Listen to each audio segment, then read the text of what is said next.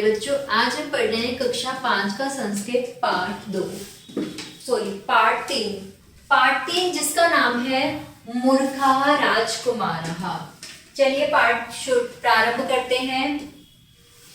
एकस्मिन् देशे सुदर्शना नामा एका नृप आसीत्।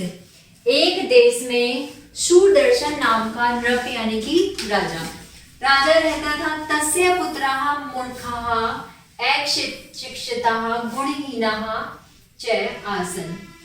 तस्य पुत्र यानी कि उसके पुत्र कैसे थे? अशिक्षित थे, गुणहीन थे। एतस्मान् कारण राजा अतीव चिंताकुलः आसीत्। एतस्मान् यानी कि इसी कारण राजा कैसा रहता था? चिंतित व्याकुल रहता था। एकस्मिन् दिवसे राजसभाया आगत्य अघोषत्। एक दिन उसने राज्यसभा में घोषणा की, अस्मिन् केचित् विद्वान् पंडिता य मम मूर्खान् पुत्रान् नीति पुराणं कुत समर्थ अभवेत्। उसने कहा, क्या कहा? अस्ति कदाचित् विद्वान् पंडितः कि जो मेरे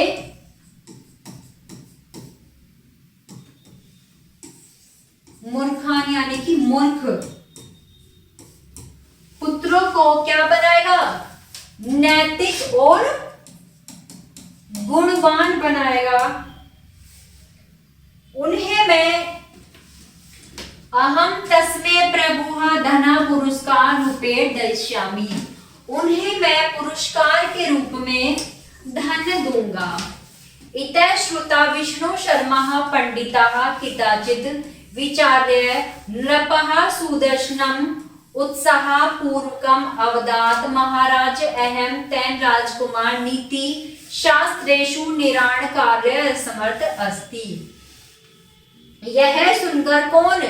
विष्णु शर्मा पंडित उत्साह राजा दर्शन से कहने लगे, महाराज मैं इन राजकुमारों को नैतिकता किसमें? नैतिक शास्त्र में निपुण बना सकता हूं।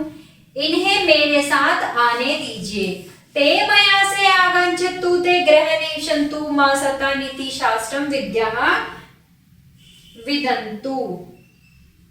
मेरे घर में रहने दीजिए और नैतिक और शास्त्र का अध्ययन करने दीजिए। तत्ते राजकुमारः विद्यालभायः विष्णु शर्मा पंडितेन सह आगच्छत्। फिर राजकुमार ज्ञान प्राप्त करने के लिए विष्णु शर्मा पंडित के यहाँ साथ पहुंच गए। विष्णु शर्मा पंडितः पशु पक्षिणां कथाभिः तेषां राजपुत्राणां मनोरंजना कुर्वन् सरलतया तेभ्यः नीतिशास्त्र ज्ञानम् अति ऐच्छत्। यानी कि विष्णु शर्मा पंडित पशु पक्षिणाम यानी कि पशु पक्षियों की कहानी सुनाकर क्या करता था? मनोरंजना यानी कि उनका मनोरंजन करता था और उन्हें सरल शब्दों में नैतिक शिक्षा शास्त्र ज्ञानम और नैतिक शिक्षा शास्त्र का ज्ञान देता था। क्या करता था? पशु पक्षियों की कहानियां सुनाता था और उन्हें नैतिक शिक्षा का क्या करता था? ज्ञान देता था। कालेन्ते मूर्खः राजकुमारः प्रज्ञा शास्त्रेषु च परानिपुणः अभवन्। यानी कि कुछ समय बीतने के पश्चात मूर्ख राजकुमार क्या? ज्ञान और शास्त्रों में अत्यंत क्या हो गए? निपुण हो गए। राजा सुदर्शना सुशिक्षा स्वपुत्रान् दृष्ट्वा प्रसंतुष्टः अभवत्। राजा सुदर्शन अपने पुत्र को देखकर कैसे हो गए?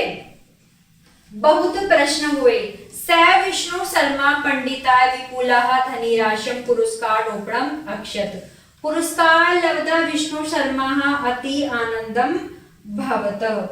तब विष्णु शर्मा पंडित को पुरस्कार के रूप में बड़ी राशि दी गई और वह क्या हुआ? और वह बहुत प्रसन्न हुआ। तो प्यारे बच्चों, ये था हमारा पार्ट 3। आशा करती हूँ आप सभी को समझ में आया होगा। कोई भी समस्या है तो आप कमेंट बॉक्स में जरूर लिखिए और वीडियो को लाइक करें। धन्यवाद।